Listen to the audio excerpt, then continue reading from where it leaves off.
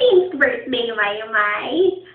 Sorry, wala ako san. Wish ko talaga makain ako san kini alas 9 ulit. Kung di rin naman ako makaulit. Saka alas...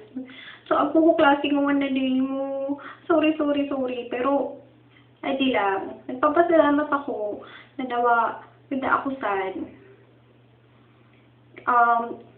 Minessage mo pa na ako sa Facebook na mag-ibo kong video nga ni Adi. I'm so thankful and I'm so touched na daw da ako. Kaya iba pa na ako sa 18th scandal mo. Miss ko na ka mo, sobra. Ingat lang ka mo san. Tapos, ika na sa legal age na ika. Dawa, pwede gibuhon. Pero, always take cautious in everything you do. Tapos, always remember na mag-ask kita kay Lord kung ano man ang mga gigibuhon ta.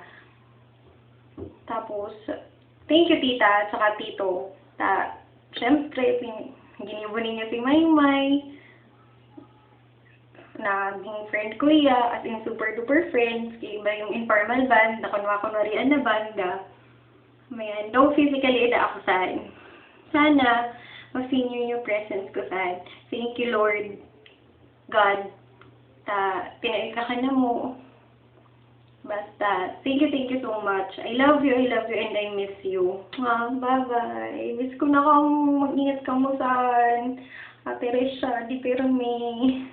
Bye-bye.